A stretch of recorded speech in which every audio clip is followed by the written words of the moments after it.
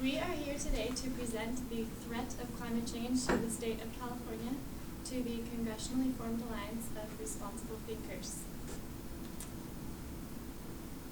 Today, California stands as the most prosperous state in the union. Its economy is the largest in the U.S., accounting for 35% of the national GDP.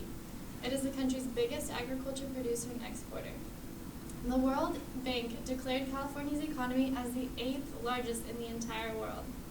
It is the most populous and ethnically diverse state in the U.S. It is a cultural icon. Imagine, then, flooding to rival Katrina in every Californian city, almost half of the state's surface engulfed in wildfires, hundreds of thousands of deaths from heat stroke, fires, and flooding, and as many as 1 million displaced, hundreds of thousands more without access to drinking water or adequate food, and tens of billions of dollars worth of damage. This is the future that California faces. But if we act now, we can mitigate the effects of some of these disasters. It's up to you to ensure that California doesn't go from the most prosperous to the most devastated state in a matter of years. All of these dire scenarios are the result of rampant climate change. Tracking indicators of climate change, such as temperature, sea level, drought, and forest fires, it becomes glaringly obvious that climate change is occurring. Temperature is one of the primary indicators of climate change. As we can see here, the average and maximum temperatures recorded in California have been increasing steadily over the course of the last century, and will likely continue to do so, even at a faster rate over this century. Statistical models show that projected temperature increases are also severe, and for 2015, massive deviations have already been shown in the temperature recorded across the West, especially in California, as shown over here. Projections show that by the end of the century, almost every third day of the year will be an extreme heat day in some areas of California, especially urban centers. Areas of the state will suffer increases in temperature of up to 12 degrees Fahrenheit, which is purely catastrophic. This will put hundreds of thousands of people at risk in the upcoming years. So winter snowpack is the key to California's water supplies, and with temperatures increasing steadily, more precipitation has been falling as rain instead of snow. And the snow that has been falling has been melting significantly earlier than in the past. The first diagram shows the projected snow water equivalent for California from 1971 to 2099, and snow water equivalent refers to the amount of water stored in a specific volume of snow. And as you can see, it starts out at 100% up until the year 2000, and then steadily declines to 43% for the years 2070 to 2099, which is significantly less water that California needs right now. And the second chart shows decadal snowpack averages in the Lake Tahoe area, where there's the majority of snow in California. And it compares both low emissions and high emissions scenarios. For if we had continued high emissions, snowpack is predicted to reduce 70 to 90% in the region. And if we reduce these emissions, we'd still have losses of snow. However, they'd be only about half as large as they're predicted for now. And here's some images just to show how serious this is. The first set are shots from NASA's Aqua satellite, and they show snowpack in 2010 and then to 2015. And just in this 5-year period, there's significantly less. And the second series is even more grim. It shows snow in the mountains in 2011, 2013, and 2014. And this shows that in just a 3-year period, snow levels have decreased significantly. And the impact of snow loss is here, and it's now, and it's drastically worsening as the years go on. And all those images in the lower right are the same day, February, Yeah. late February 20th. And then the other ones are taken in March. Right. So the combination of decrease in snowpack and the rising temperatures are just going to exacerbate the severe drought that we are currently facing in California. In the graph on the left, we can see that California has faced drought before, but nothing like we've seen in this past year, and what will continue on. An example of the extremity of the drought is the agriculture industry. Agriculture accounts for about 80% of California's water supply, and already in 2015, farmers lost 33% of the supply, and those numbers are just going to keep getting worse. As noted at the beginning of this presentation, California has the potential to spiral downhill. In the last 2 years, Facebook pages, news channels, newspapers have just been flooded with citizen concern about drought. In taking a look at the map on the left, we can see that California faces the worst drought in the entire U.S. It's just terrible publicity, and it's going to get worse. In taking a look at the map on the right, we can see that 45% of the state's area faces exceptional drought, and 25% faces extreme drought, so it's not limited to small regions. So in September of 2014, the explosive growth of a massive wildfire rapidly spread through the northern region of California in El Dorado County, quickly named the King Fire. Its growth stunned firefighters, defying all predictions of how quickly it would spread. And in the course of simply 24 hours, the fire tripled in size, spanning an additional 10 miles, necessitating the evacuation of 3,000 people, putting 12,000 homes at risk. It burned ultimately 73,000 acres. And this is the reality that California is facing currently. As Zoe outlined earlier, the severity and extreme conditions of the current drought are only going to build momentum for wildfire disaster.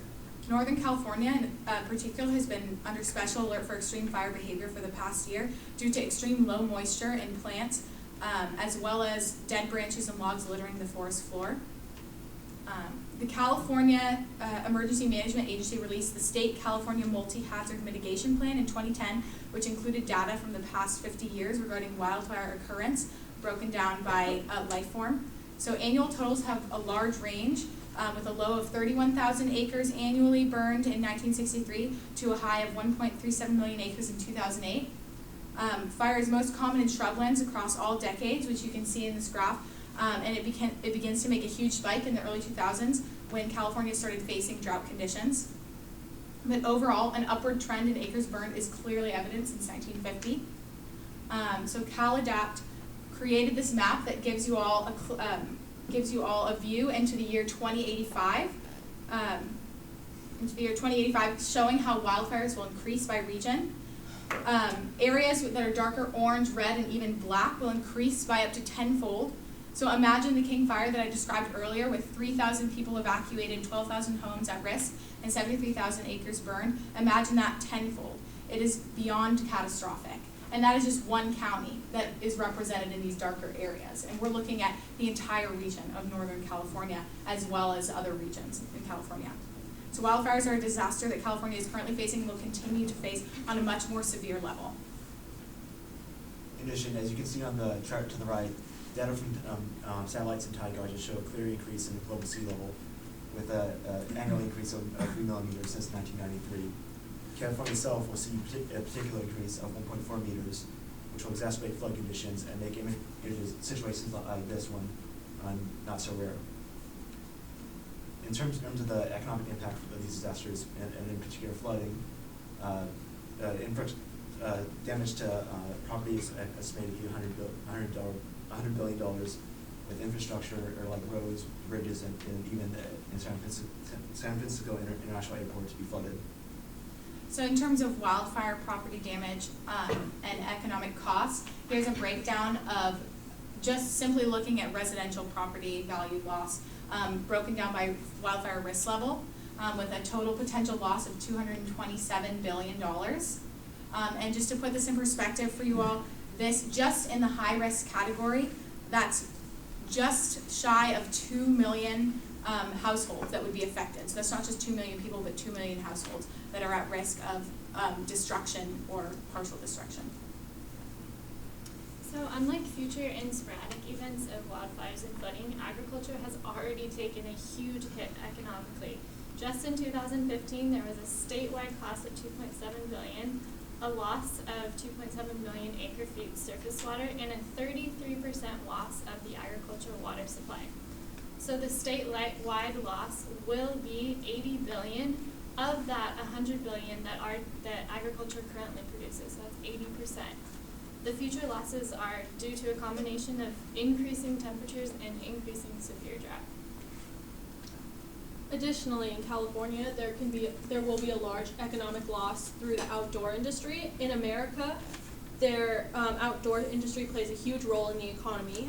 It contributes $650 billion and 6.1 million jobs to our country. And looking specifically at California, it contributes $20 billion to the economy and more than 300,000 jobs, which is about 1.5% of all the jobs in California. So that's a significant chunk.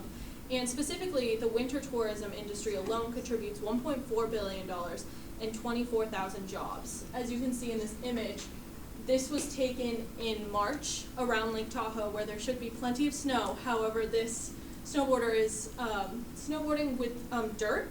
And there was a study that was done to test the difference in ski resort revenue, skier visits, and employment in low versus high snow years from the years 2000 to 2010. And it showed that in California there was a 5% decline in skier visits, which doesn't sound like a lot, but it ended up with a total loss of $72.5 million.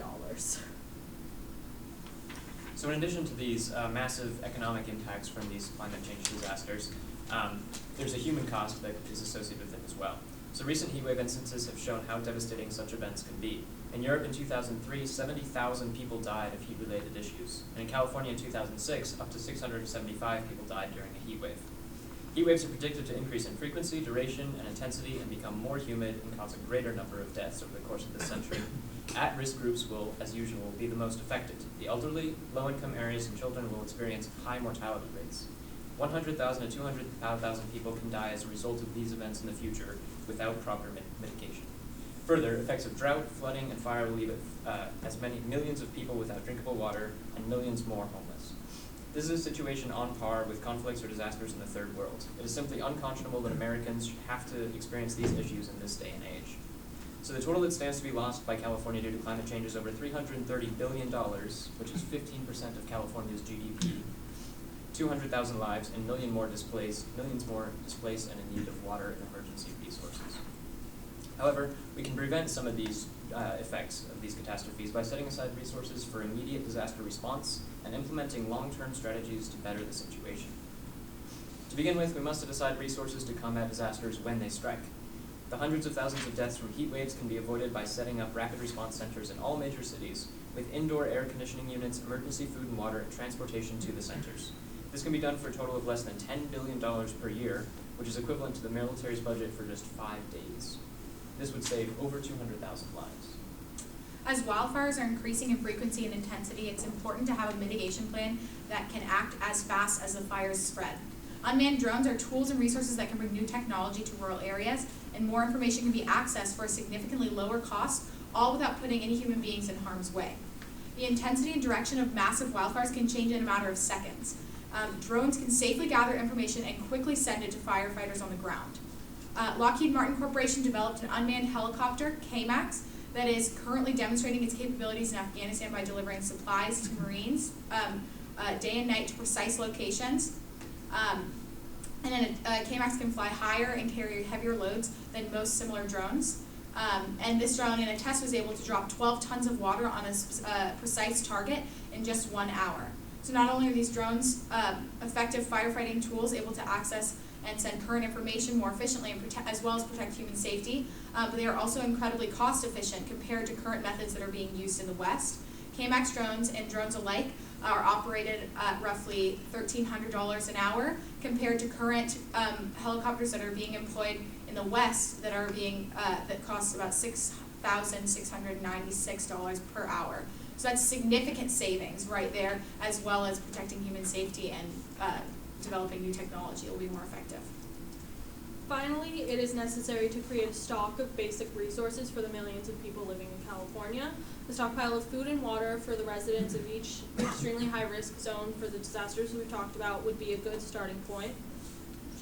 And additionally, it's necessary to encourage people and families to create their own emergency kits with food and water and supplies for their entire household when these catastrophes strike. Just as importantly, we must implement long-term policies which stress adaptation to climate change in California.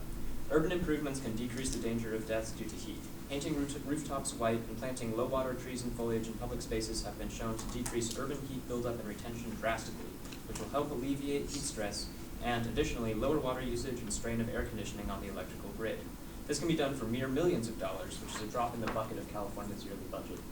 Well, some of the more immediate solutions for protection and relief are valuable. ultimately its long-term adaptation that will be invaluable. Using the Netherlands as an example, their decision to create the Delta Works is based on the understanding that a short-term sacrifice was preferable to a long-term to destruction in the long term. That attitude, farmers, renters, and homeowners actually moved out of the way to allow out the creation of dams and levees used to create the system that can withstand the worst case scenario. If we were to adopt a similar mindset to get that at disasters in California, we can see that priority should be given towards strategies that prioritize defense of large-scale areas rather than ensuring individual homes and leaving everything others to be damaged and then pay after the fact. In a similar vein to this culture of adaptation in the Netherlands, in the case of California, where large portions of the population are in areas that are at high risk of flooding, drought, or fire, it is important to adapt to the changing climate by discouraging development in high-risk areas of the state. In light of this, California's government needs to implement a moratorium on development for sections of the coast, Northern California, and the Central Valley. Right. In addition, agricultural water usage could be cut by as much as half, from 80% of California's total water usage down to a mere 40%, by shifting to less water-intensive crops and livestock, offering government subsidies for drought and heat-resistant GMOs and conventional crops, and a shift to drip irrigation. Doing this would alleviate a massive amount of the stress that droughts will place on California in the near future.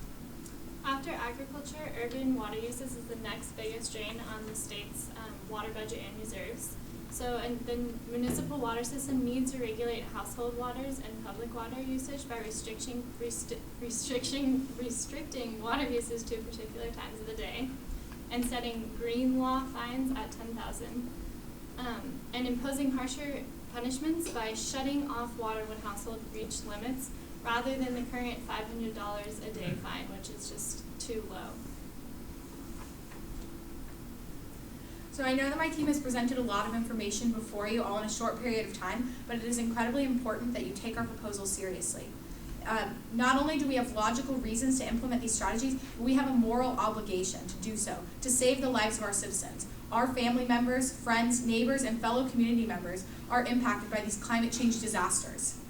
If the money is not enough, take a hard look at yourself and how you feel about doing absolutely nothing, while people all around you are dying, living in conditions that are alike to third world countries, and being ripped away from their homes, all at the hands of climate change disaster that we have the power to stop or alter. Thank you.